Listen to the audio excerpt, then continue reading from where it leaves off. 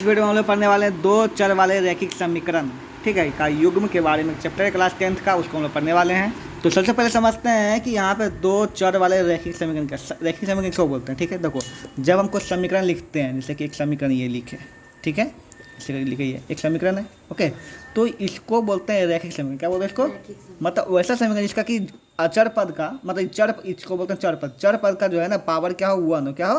One. देखो x power नहीं कुछ तो वन है ना, ये रैखिक समीकरण। क्या ये रैखिक समीकरण ये है, ठीक है। यहाँ पर मतलब कि इस पे रेखा कर सकते हैं, ठीक है। लेकिन इसमें क्या दो चर, क्या यहाँ पे चर, तो हम तो एक ही चर लिए, सिर्फ एक्स है ना। X y z a B C d को चर पद बोलते हैं। क्या बोलते हैं? चर पद। तो इसमें तो एक ही है ना, तब हम एक और अगर इसमें वाई जोड़ दें, इसको बोलेंगे दो चर। क्या बोलेंगे इसको? दो चर वाले रैखिक समीकरण। अब रैखिक समीकरण क्यों है? क्योंकि ये जो है एक रेखा को डिनोट करता है। किसको डिनोट करता है? एक रेखा। जब हम ग्राफ ऐसे बनाएंगे, ऐसे ग्राफ बनाएंगे ना, तो कहीं से भी रेखा जा सकता, हो सकता है ये ऐसी रेखा चल जाए ना, तो इस रेखा का जो वैल्यू आएगा कितना आएगा? 6x + 2y = कितना आएगा? 9 आएगा, ठीक है। यहाँ पर ये तो ये हो गया तुम्हारा दो चर वाले रैखिक समीकरण। अब यहाँ पर युग्म मतलब क्या? जोड़ा, ठीक ना। तो जोड़ा क्यों यहाँ लिया गया? देखो यहाँ जोड़ा लिया गया। देखो ये रैखिक समीकरण है, दो चर है, रैखिक समीकरण है, क्योंकि पावर एक। रैखिक समीकरण मतलब क्या? पावर एक। पावर एक रहेगा, एक्स पावर एक है, वाई पावर एक है, तो क्या है? रैखिक समीकरण। क्या है वहाँ पे? रैखिक समीकरण। तो रैखिक समीकरण यहाँ पे, लेकिन युग्म क्यों लिया गया?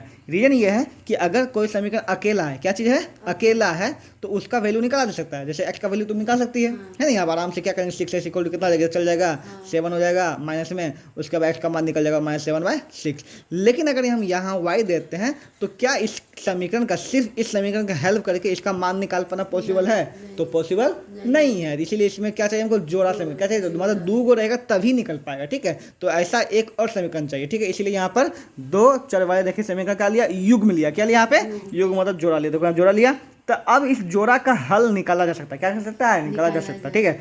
तुम इसके लिए बोल सकते हैं कि एक रैखिक समीकरण कोई हल नहीं होता। मतलब अगर एक रैखिक समीकरण है अधीन है, इसका कोई हल निकालना पॉसिबल नहीं है। जब तक दो नहीं रहेगा तब तक नहीं निकाल सकते हम लोग, ठीक है। अन्यथा एक्स और वाई का मान अलग से दिया हुआ रहे। अगर एक्स वाई का मान अलग से दिया हुआ था तो अलग बात, तो हल दिया हुआ है ना। लेकिन एक्स वाई का मान हम निकाल नहीं सकते सिर्फ इसके हेल्प से, ठीक है। यहाँ पर पॉसिबल नहीं है, ठीक है। यहाँ पर तो अब यहाँ पर अगर हम इसको जोड़ा में लेते हैं, क्या चीज़ मिलता है? जोड़ा में लेते हैं, तब इसको निकाल पाते हैं। तो इसको निकालने का कितना विधि है? देखो 6 विधि। कितना विधि है? 6। 5 है हम लोग जो सॉल्व करके निकालते हैं, एक है ग्राफ से। क्या है? ग्राफ से। तो 5 विधि बीजगणित से कैसे कैसे? तुलनात्मक विधि है, प्रतिस्थापन विधि है, लुप्तीकरण विधि है, बृहज्गुणनखंड विधि और अनुपात निर्णय विधि है, ठीक है। हमको पांचों पढ़ने की कोई आवश्यकता नहीं, दो बस एक पढ़ेंगे यहाँ, क्योंकि तुमको एक्स वाई का मान निकालना है। तुमको तो ऑब्जेक्टिव में टिक मारना है वहाँ पे ना, ये नहीं थोड़ी कि तुमको प्रतिस्थापन विधि से ही निकालना, ऐसा कोई जरूरत है नहीं, है ना। तो हम लोग कोई भी एक हल्का सा पढ़ लेंगे और एक वर्गगुणनखंड विधि को भी पढ़ लेंगे। इसमें फॉर्मूला बैठाने पर हल्का से बन जाता है, ठीक है। और ग्राफ वाला हम लोग को पढ़ना जरूरी है, क्योंकि किसी भी रैखिक समीकरण को हमेशा ग्राफ से दिखाते हैं। क्या दिखाते हैं? ग्राफ से, ठीक है। यहाँ पर तो उसके बारे में हम समझना जरूरी है, लेकिन पहले हम इसके बारे में पांचों बारे में समझेंगे। तो फिलहाल हम देखेंगे बीजगणित तरीका से इसको कैसे सॉल्व किया था। एक ही क्वेश्चन को 5 तरीका से सॉल्व किया गया, ठीक है। तो पहला तरीका यहाँ पे लुप्तीकरण विधि। क्या है? लुप्तीकरण। ये विधि हम लोग ज़्यादा इस्तेमाल करते हैं। इसमें क्या होता है? इसका जो है ये वाला अंक यहाँ मल्टीप्लाई करते हैं और ये वाला अंक को यहाँ मल्टीप्लाई करते हैं, ठीक है। और उसके बाद इसी सब में मल्टीप्लाई होता है, ये भी सब मल्टीप्लाई होता है, उसका दोनों समीकरण को घटाते हैं। क्या करते हैं? घटाते हैं। तो यहाँ पर प्लस है तो माइनस होता है, माइनस है तो प्लस होता है, प्लस है तो माइनस होता है, ठीक है। यहाँ पर उसका सॉल्व करते हैं, एक y का मान आ जाता है, जो ये y का मान आता है वो इसमें दूसरा समीकरण में बैठाते हैं। मतलब इसमें या इसमें कहीं भी बैठा दो y का मान, है ना। तो y का मान जब बैठा दो, x का मान भी क्या हो जाता है? निकल जाता है। तो ये एक तुम्हारा लुप्तीकरण विधि है, ठीक है।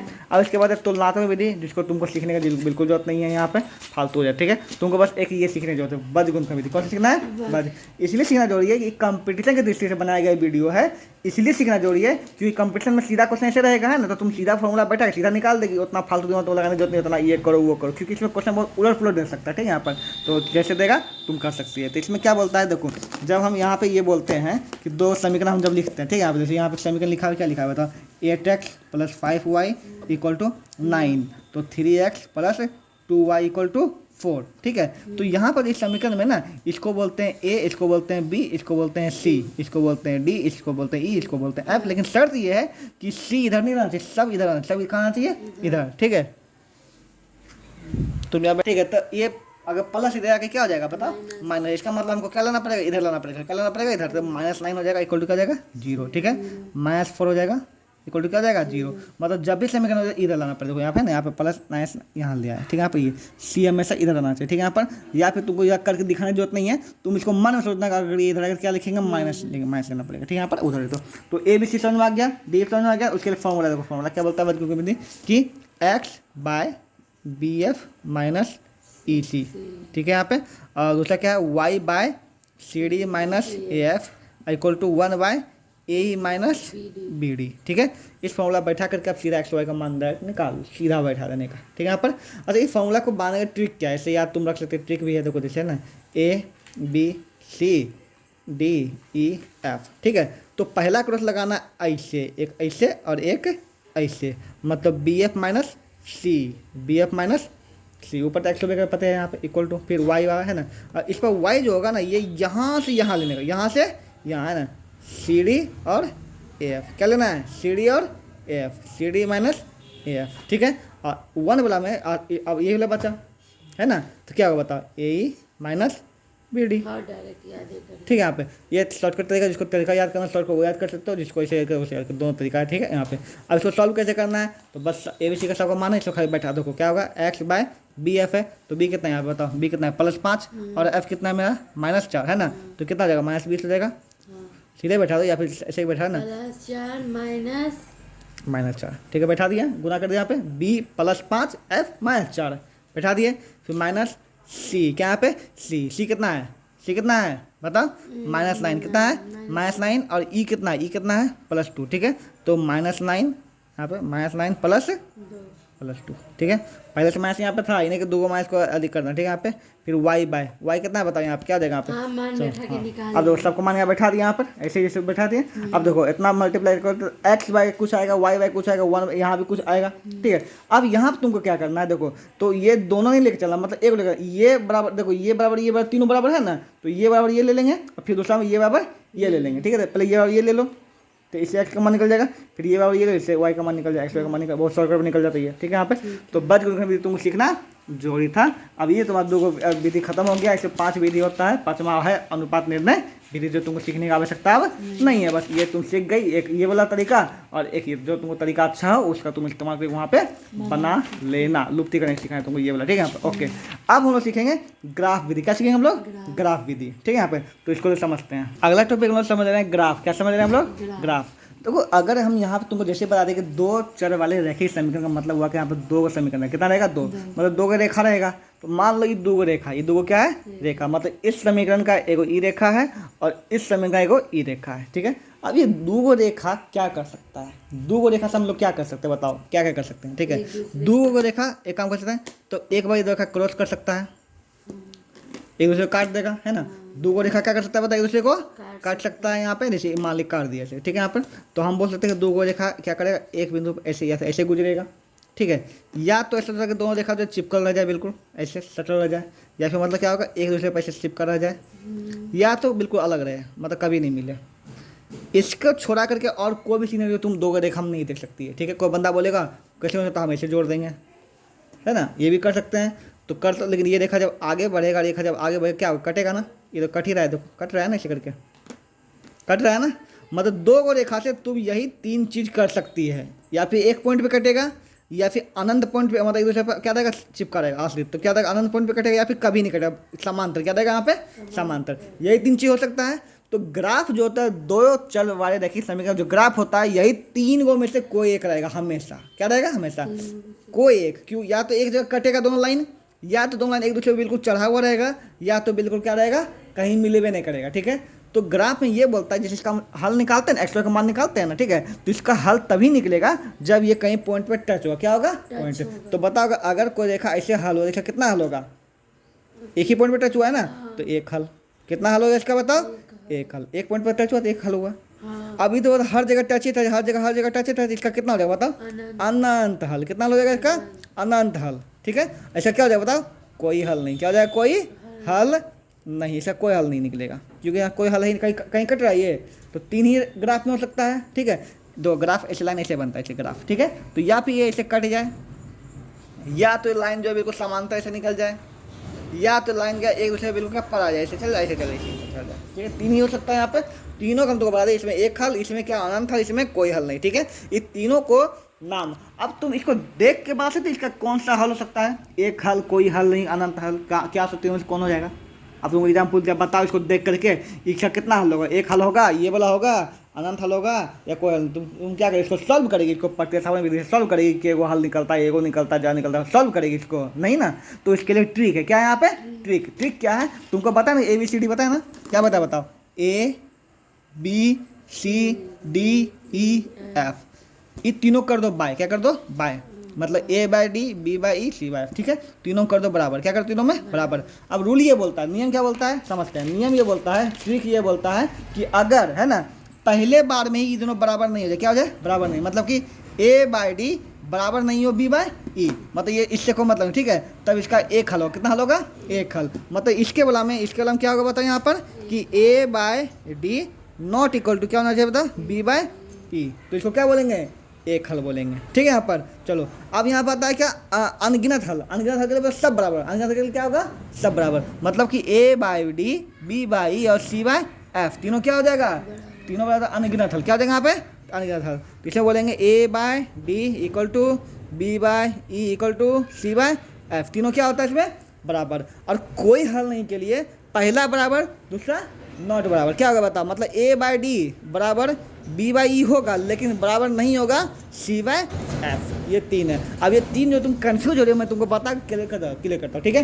एक क्वेश्चन ये लिया है, ये लिया क्वेश्चन, अब इसमें बताते क्या होता है, देखो तो A कितना है बता 7 है, B कितना है 3, 7/3 हो जाएगा, फिर यहाँ इक्वल टू कर दो, -2/4, ठीक है, इसको काट करो कितना आएगा, तो तुम्हारा कितना 7/3 बराबर 1/2 दोनों बराबर आया क्या, तो यहीं ख़त्म हो गया। तो A/B नहीं बराबर हुआ है ना, पहले में बराबर नहीं हुआ, तो कौन सा हल होगा बताओ तीनों में से, एक हल, कितना आ जाएगा यहाँ पे एक हल, तो मतलब ये वाला है, ये समझ में आ गया यहाँ पर। चलो अब इस क्वेश्चन लेते हैं, ये क्वेश्चन, ठीक है, यहाँ पर तो क्या होगा 8/3 होगा और 5/2, 8/3 5/2 ऐसे बराबर नहीं होगा कभी भी, तो इसीलिए एक हल, इसका हल कितना एक क्यों निकलता है ना हमेशा, एक हल निकलता है, x का मान एगो, y का मान एगो निकलता है, हल नहीं एगो, ठीक है, समझ में आ रहा ना। चलो और क्वेश्चन लेते हैं, इसको तुम बताओ कितना हल होगा इसका, तुम खुद से सॉल्व करो, हम नहीं करेंगे, ठीक है। क्या है बताओ, कोई हल नहीं, क्योंकि 2/2 इतना की तो 1/3 आया, 14/42 की तो 1/3 आया, लेकिन ये 42 तुम्हारा बराबर नहीं होता, मतलब एगो इक्वल हुआ दूसरा इक्वल नहीं हुआ, इसका क्या बोलता है कोई हल नहीं, क्या बोलता है कोई हल नहीं। अगर ये भी इक्वल आ जाता तब मान ली किसी तरह से 1/3 आता, क्या था यहाँ पे भी 1/3 आता, ये भी, तब तुम क्या करती बताओ हल होता, तब कितना हल होता, अनंत हल का, तीनों बराबर अनंत हल। इसका सीधा ट्रिक है, पहले में अगर बराबर नहीं हुआ तो एक हल, सभ्य बराबर हो गया तो अनंत हल, अगर पहला बराबर हो जाए फिर बाद में धोखा दे दे तो कोई हल नहीं, है ना, समझ में आ गया यहाँ पे। इस तरह से इसमें क्वेश्चन ज़्यादा आता है इससे, लेकिन क्यों आता है क्वेश्चन ज़्यादा, इसका अलग नाम भी है, नाम ही बहुत ज़्यादा है, ठीक है। तुम हल तो समझ गए, शर्त समझ गई सबका, शर्त है एक हल, अनगिनत हल, कोई हल नहीं। अब एक हल को अद्वितीय हल ये बोलते हैं, ये सब तुमको याद करना पड़ेगा। हो सकता है ऑप्शन दे अद्वितीय हल, तो एक को अद्वितीय बोलते हैं, मतलब जो दूसरा नहीं हो सकता एक ही हो सकता है, इसको एक को अद्वितीय हल भी बोलते हैं, ठीक है। यहाँ तो फिर भी ठीक है, इधर देखो कितने नाम दिया हुआ है यहाँ पर, ठीक है, यहाँ पे तो ये सब थोड़ा सा कन्फ्यूजिंग है, ठीक है, यहाँ पर तो समझते हैं यहाँ पर, ओके। तो अब यहाँ पर क्या है यहाँ पर कि देखो अगर किसी चीज़ का एक हल है, क्या यहाँ पे एक हल है और अनगिनत है, दोनों में हल है ना, दोनों में कुछ तो हल निकल रहा है, तो उसको बोलेंगे संगत, क्या बोलेंगे उसको संगत। जिसका हल नहीं निकले उसको क्या बोलेंगे असंगत, उसको क्या बोलेंगे, इतना ये याद हो गया, संगत का कंफ्यूजन खत्म। संगत किसको बोलेंगे, एक हल को अनगिनत हल को, एक हल को अनगिनत हल को संगत बोलेंगे, क्या बोलेंगे संगत, कोई हल नहीं को क्या बोलेंगे असंगत बोलेंगे, ठीक है, काम खत्म, ठीक है। अब देखो एक हल को बोलते हैं विरोधी, अविरोधी, क्या बोलते हैं इसको, अनगिनत हल को बोलते हैं आश्रित, क्या बोलते हैं, मतलब एक दूसरे पर डिपेंडेंट होता है ना, लाइन आश्रित, ठीक है। और इसको बोलते हैं विरोधी, इसको क्या बोलते हैं कोई हल नहीं निकलता, विरोधी निकल गया, क्या निकल गया यहाँ पे कोई, जिस समझते हैं कोई समाधान नहीं उसको क्या बोलते हैं विरोधी हो गया वो, ठीक है। तो पहला एक हल को क्या बोलते हैं विरोधी बोलते हैं, मतलब अविरोधी बोलते हैं, इसको क्या बोलते हैं आश्रित बोलते हैं, इसको विरोधी बोलते हैं, ठीक है। यहाँ पर अब ग्राफ अगर बोला जाए इसको प्रतिच्छेद क्या बोलते हैं, इसको कट करता है ना, तो प्रतिच्छेदी ग्राफ हो जाएगा, है ना। इसको ग्राफ में आश्रित ही बोलेंगे, आश्रित है, इसको क्या बोलेंगे ग्राफ में समांतर बोलेंगे, ठीक है। तो नाम बहुत ज़्यादा है, कन्फ्यूजन रहता है हमेशा, कभी आश्रित पे दे देगा, कभी संगत पे दे देगा, कभी असंगत पे दे देगा, कभी विरोधी पे दे देगा, कभी अद्वितीय पे दे देगा, कभी अनगिनत पे दे देगा, ये चीज़ें दिक्कत है। तो ये सब तुमको नाम याद, संगत कब कब होता है बताओ, एक हल या अनगिनत हल, दोनों हल में संगत, बाकी जिसमें कोई हल उसमें असंगत, ठीक है। और विरोधी कब होगा, जब एक हल होगा तब अविरोधी। आश्रित कब होगा, अनियंत्रित का आश्रित होगा, ये तो कन्फ्यूजन नहीं है। और विरोधी कब होगा, जब कोई हल नहीं होगा तो क्या होगा, इसको विरोधी बोलेंगे। ग्राफ क्या है, इसका प्रतिच्छेदी होगा, इसका आश्रित होगा ग्राफ, इसका समांतर ग्राफ होगा। ठीक है, ये चीज़ हो गया। इस शर्त पे बहुत ज़्यादा क्वेश्चन आता है और इस पे एक और टाइप का क्वेश्चन आता है के का मान निकालने वाला। ठीक है, जो हम लोग आगे पढ़ेंगे। ये पूरा क्लियर हो गया शर्त वाला। चलिए ठीक है, शर्त वाला प्रश्न को खत्म करने के बाद अगला जो महत्वपूर्ण टॉपिक में प्रश्न आता है वो इस टाइप का आता है कि यहाँ पर रहेगा तुमको 2 को समीकरण दे देगा, उसमें कहीं पे के दे देगा। के एक एग्जाम्पल हो सकता है, पी क्यू दे दे, कुछ भी दे दे। ठीक है, यहाँ पर इसी का बोलेगा तुमको मान निकालने के लिए, लेकिन शर्त तुमको बता देगा। पहले क्या बता देगा, शर्त। तो वही बात देखो, के किस मान के लिए समीकरण इतना और इतना के कोई हल नहीं होगा, कोई हल नहीं होगा। क्या होगा, कोई हल नहीं होगा। ठीक है, चलो बैठा दो। तो समीकरण इतना है ना, ये ए, ये बी, ये सी, ये डी और ई और ये एफ। ठीक है, तो क्या होता है कोई हल के लिए, क्या होता है बता, कोई हल नहीं के क्या होता है, a by d, b by e not equal to c by f, ये ना होता है। तो बैठाओ, ए कितना है बताओ, के है, तो क्या हो, के बाय 6 इक्वल टू -5 बाय ई, तो ये हो जाएगा ना 2। ठीक है, नॉट इक्वल टू कितना आ जाएगा बताओ, सी कितना है बताओ, सी कितना लेंगे, -2। वेरी गुड, का इधर आएगा तो माइनस हो जाएगा, -2। और एफ कितना लेंगे, -7। ठीक है, अब के का मान निकालना हमको, तो यहाँ तो ऐसे निकल जाएगा, इससे इसका जो थे क्या निकल जाएगा, यहाँ से लेके चलो यहाँ पे ना, यहाँ पर। ठीक है, तो 2k इक्वल टू कितना 30 हो जाएगा, -30। तो के का मान कितना है, -30 बाय 2 कितना आ जाएगा, -15।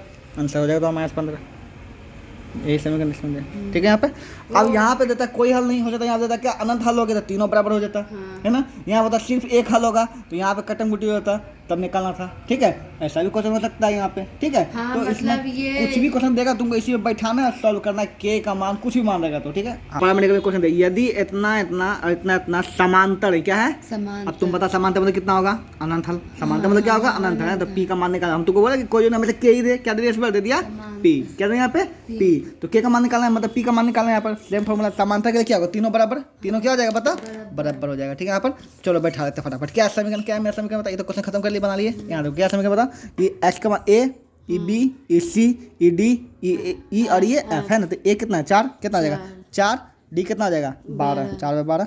ठीक है, इक्वल टू इसमें क्या है, पी है, पी का मान निकालना है ना, पी। और ये कितना हो जाएगा 9।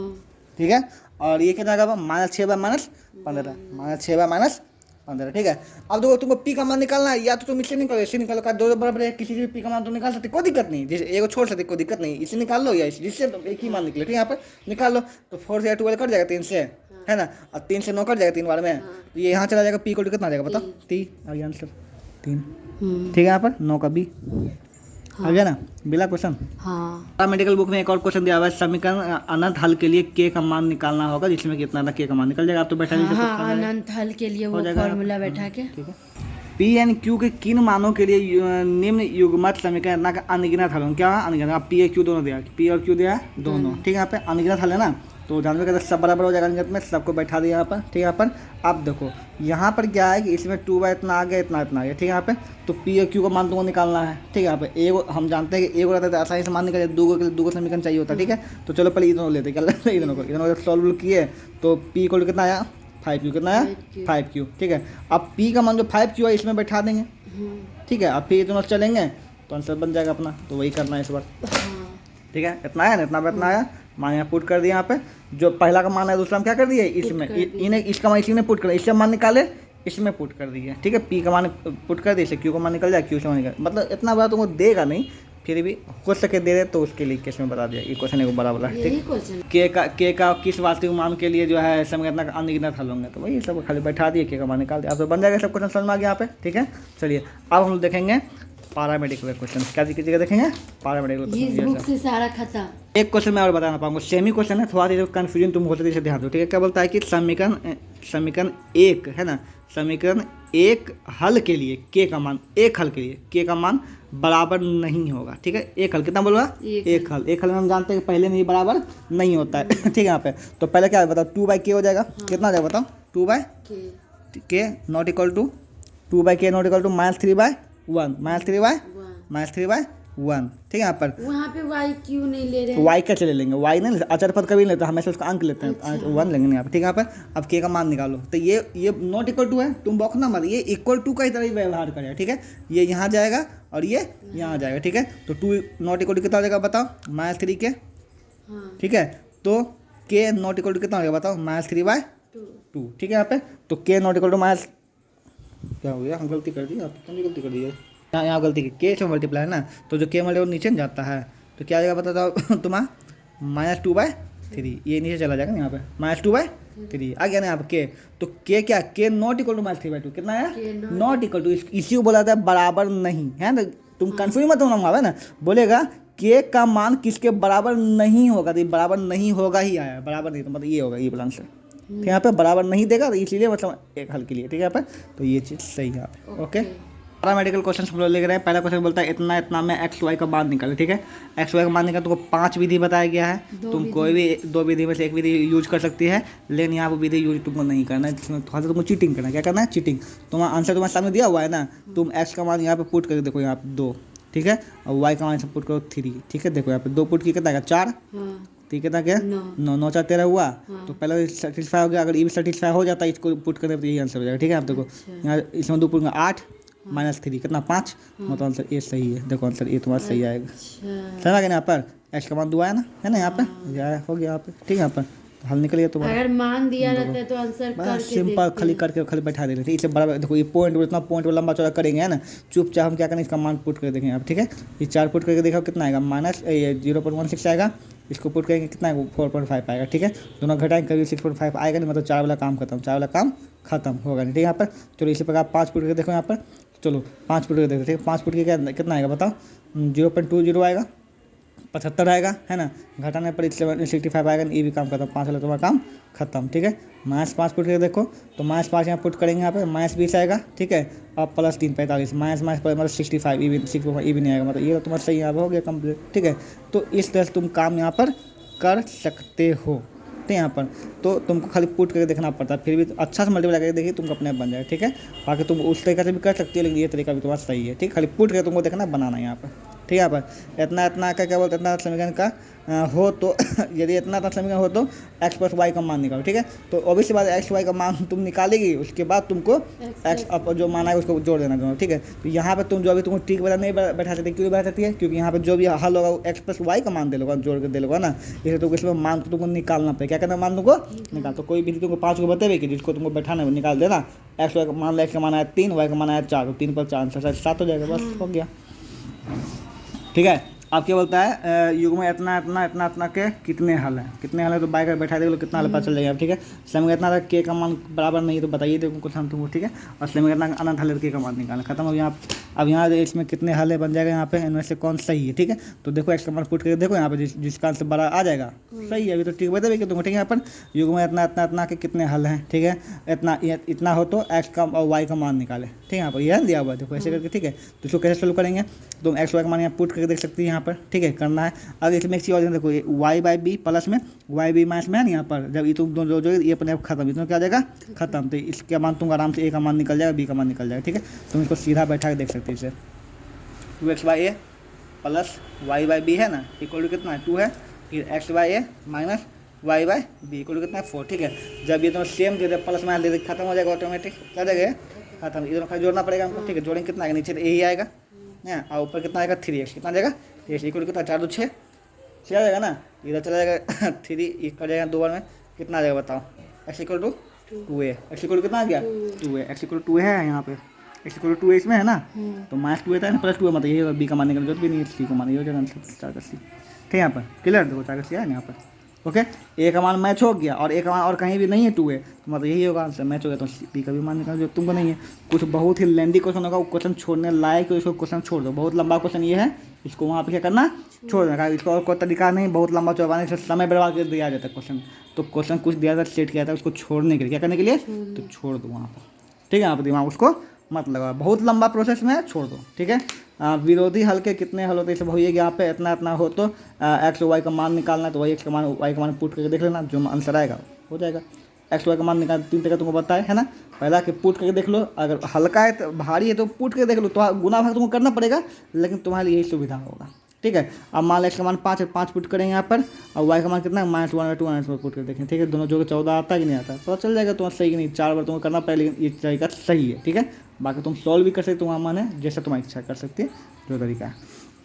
यदि दो चर वाले रैखिक समीकरण में अनंत हल हो तो उसके आलेख होंगे। अनंत हल होगा कितना, क्या होगा बताओ, क्या होगा आलेख कितना, समांतर होगा, प्रतिच्छेदी की समांती हो, क्या होगा समांतर, एक दूसरे बैठा हुआ होगा ना, हाँ। संपाती हो, क्या होगा संपाती। क्वेश्चन बनाने लोग कर किए। ठीक है, यहाँ पे ये तो पी का मान निकालना है, देखिए तुमको कैसे निकालना है, समांतर है तो पी का मान निकाले।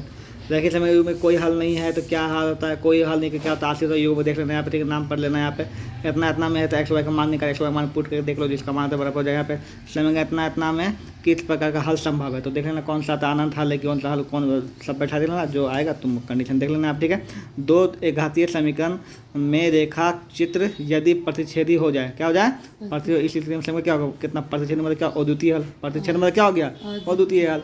इतना इतना है, यहाँ एक्स वाई का मान निकाला, एक्स वाई मान बैठा देना यहाँ पे। ठीक है, यदि समीकरण इतना इतना इतना का ग्राफीय निरूपण क्या हो, समांती हो, क्या हो पर संपाती हो, क्या हो संपाती रेखाएं हो, तो इस समीकरण निकाय कितने हल होंगे, अनगिनत हल। संपाती मतलब कितना होगा अनगिनत हल। ठीक है, अब ये वाला क्वेश्चन यहाँ वीडियो शूट किया गया 16वां क्वेश्चन क्या बोलता है कि, चलिए क्वेश्चन क्या बोलता है यहाँ ध्यान से, इस तरह क्वेश्चन ध्यान, क्या बोलता है, यदि दो संख्या का अंतर कितना दिया हुआ है, अंतर, तो मतलब x - y को कितना दिया हुआ है तुमको 5, कितना दिया हुआ है 5, दो संख्या का अंतर कितना 5 है, इनका गुणनफल कितना है 13, कितना गुणनफल है 13, तो मतलब x × y तुमको 13 दिया हुआ है। ठीक है, यहाँ पर तो समीकरण फर्स्ट हो गया, समीकरण सेकंड में प्लस दिया नहीं, क्या ऐसे रहता था ना, समीकरण दो समीकरण रहता था ना, हम लोग सॉल्व करते हैं, यहाँ पे तो दिया नहीं, तो इस टाइप का क्वेश्चन क्या है, इंटू दिया ना, तो बहुत ही हल्का, क्या क्या बोलते हैं इसमें, इससे तुम x का मान निकालो, x को कितना बताओ 13 आ जाएगा, बस ये 13 बार x का मान है यहाँ पे पुट करो, इसी समीकरण क्या कर दो पुट कर दो, तो x - y को तुमको 5 दिया हुआ है ना। ठीक है, x का क्या पुट करो बताओ 13/y, इससे तुमको क्या निकल जाएगा, y का मान निकल जाएगा। ठीक है, थोड़ा सा तुमको गुणनखंड आ जाएगा, बड़ा हो जाएगा, ये क्या जाएगा बताओ y 13 - y² = 5। ठीक है, तो 13 y² - 5y इसी करके आ जाएगा। ठीक है, यहाँ पर तो अब यहाँ पे इसको गुणनखंड तोड़ना पड़ेगा तुमको, सबको एक साथ बुला करके ये सेट करना पड़ेगा। ठीक है, सबको सेट कर लो। ठीक है, कितना आता है y² + 5y - 13 = 0, इससे तुमको y का मान निकालना पड़ेगा पहले। ठीक है, यहाँ पे गुणनखंड तोड़ कर 13 है ना, कैसे निकलेगा 13, इसको उसी तरह ऐसे इससे भी बन जाएगा, लेकिन बहुत हल करना पड़ेगा। ठीक है, चलो उसी तरह से बताता हूँ इसको। तो सेम चीज़ यहाँ पे x - y को कितना देगा 5 तुमको। ठीक है, और x y को कितना दिया तुमको 13। ठीक है, तो यहाँ तुमको दिमाग में याद रखना पड़ेगा यहाँ पर कि इस ट्रिक में क्या करना है तुमको, x² + y² का फॉर्मूला बैठाना है। x² + y का फॉर्मूला होता है x - y का होल स्क्वायर, मतलब a² + b² का फॉर्मूला होता है a - b का होल स्क्वायर। ठीक है, और माइनस नहीं +2ab, क्या होता है +2ab। ठीक है, तो ये इसमें तुमको क्या निकालना था बताओ कि वर्गों का योग निकालना था, तो इस पर बैठिए यहाँ पर, बस ये हो गया तुम्हारा x - y का कितना दे ले 5, तो 5 का स्क्वायर, और 2ab कितना दे ले 13। ठीक है, तो 25 + 26 कितना हो जाएगा 51। ठीक है, सरल रेखाएं जो x = 1 y = +4 निरूपित करती है होंगी। ठीक है, एक दूसरे को लंबवत, एक दूसरे को समांतर, ना तो एक दूसरे को समांतर ना लंबवत, इनमें से कोई निष्कर्ष नहीं निकल सकता। ठीक है, क्योंकि यहाँ पे एक एक हल निकला है, कितना हल निकला है एक एक हल निकला है ना, तो इसका क्या हो जाएगा, एक दूसरे को क्या हो जाएगा बताओ लंबवत तो नहीं होगा, देखना पड़ेगा कुछ, यहाँ पे ग्राफ बनाओ यहाँ पे ऐसे। ठीक है, x = कितना होगा -1 दिया है, तो -1 x = यहाँ पे होता है। ठीक है, और y = कितना दिया बताओ +4, y तो 4 कहाँ हो जाएगा यहाँ पे। ठीक है, तो ये ऐसे जाएगा। ठीक है, x = मतलब दो रेखा, मतलब x = एक रेखा दिखा रहा है x = -1, तो x = -1 है, मतलब एक रेखा ऐसे जाएगा। ठीक है, और y = 4 दिखा रहा है, एक दूसरे ऐसे जाएगा। ठीक है, यहाँ पे ऐसे एक दूसरे क्या हुआ लंबवत क्या हुआ लंबवत हो जाना चाहिए इस तरह का ये। ठीक है, लंबवत। देखो कभी कभी क्या होता है कि एक ग्राफ में ना सिर्फ x का मान दिया था, मतलब कि x = 2, x = क्या है 2, तो x = +1 + 2 यहाँ पर। ठीक है, तो ऐसे जाएगा रेखा 2 पे। ठीक है, इसकी केस में क्या हुआ कि x का मान कितना दिया हुआ था बताओ -1, कितना दिया हुआ है -1 यहाँ पर होता है, रेखा ऐसे जाएगा, और y का मान दिया हुआ था 4, y यहाँ होता है तो 4 ऐसे जाएगा इससे, तो एक दूसरे को क्या काट दिया ना, मतलब क्या हो गया लंबवत, क्या हो गया यहाँ पे लंबवत, तो लंबवत हो गया। लंबवत मतलब एक दूसरे के ऊपर खड़ा हो जाए चक्र पर, लंबवत इसी को बोलते हैं, ठीक है। यहाँ पे अगर होता है कि प्रतिच्छेदी तब भी सही होता, लेकिन प्रतिच्छेदी लंबवत दिया तो लंबवत के लिए हो गया, ठीक है। यदि इसमें कहता था तो के का मान यहाँ पे तो कोई हल ना हो, है ना, कोई हल नहीं के लिए के का मान निकालना है। जानते जैसे दो संख्या को योग दिया हुआ है, इसका अंतर दिया हुआ है, तो बहुत सिंपल तुम बने हुए की थी। दो संख्याओं, दो अंकों की संख्या, दो अंकों की संख्या 30 से कम है, क्या है 30 से कम, है ना। इसके अंकों का योगफल 7 है और गुणनफल कितना है 10 है, ठीक है। तो संख्या कौन सा, ये बताना तुमको। अगर कोई बुद्धिमान विद्यार्थी होगा ना, बिल्कुल आंसर दिख पा देगा, योगफल 7, तो जोड़ दो कितना 7, 5 2 7, 4 2 6, और मतलब इधर होगा नहीं, खत्म। 7 7 है ना, योगफल 7, गुणनफल कितना बोला 10, 6 गुना कितना होगा 6, 5 गुना 2 कितना होगा 10। देखिए ना, तो कभी कभी आंसर हमारे सामने ही होता है, बस हमको देखने का तरीका चाहिए होता है। अगला क्या बोलता है, ऐसी 3 क्रमागत संख्याएं ज्ञात कीजिए जिनके पहले दो गुना, दूसरी का 3 गुना और तीसरी का 4 गुना को जोड़ने पर 191 आए, ठीक है। क्या बोला, पहले का 2 गुना करेंगे, पहले हम 2 गुना करेंगे, तीसरा हम 3 गुना करेंगे और चौथा हम 4 गुना करने पर 191 आए। कितना है 191 आए, ठीक है। सेम बात वही सेम बात यहाँ पर, ठीक है। यहाँ पे 2 गुना करेंगे तो 38, ठीक है। 3 गुना करेंगे तो 60, हाँ, तो 38 पर 60 98 आएगा। इसमें 4 गुना करेंगे, ठीक है। यहाँ पर तो कितना आ जाएगा यहाँ पे 84, ठीक है। यहाँ पे तो 38, 60 और 84 में 8 4 12, कितना है लास्ट में 2 आएगा ना, तो 1 है लास्ट में, तो मतलब ये काम खत्म, जोड़ने की जरूरत नहीं, ठीक है। यहाँ पर इसमें कितना बोला 2 ना 42 हो जाएगा, 44, इसमें कितना 3 गुना करना है ना 66, है ना। इसमें 4 गुना करना, लास्ट में 2 आएगा, है ना। तो 4 अच्छे 10 हो जाएगा, लास्ट में 0 आएगा ना, मतलब ये भी नहीं है, ठीक है। इसको देखते हैं यहाँ पे कितना है इसमें, बताओ 40 63 और 88, ठीक है। देखो 8 3 11 आएगा ना, ये हो सकता है, इसको जोड़ के देखते हैं आप, ठीक है। यहाँ पे 8 3 11 का 1 रह जाएगा यहाँ पे, बाकी 0 है ना। आपका 14 10 18 19, हाँ ये सही है, तो बस 3 नंबर, ठीक है। सीखेंगे तुम भी।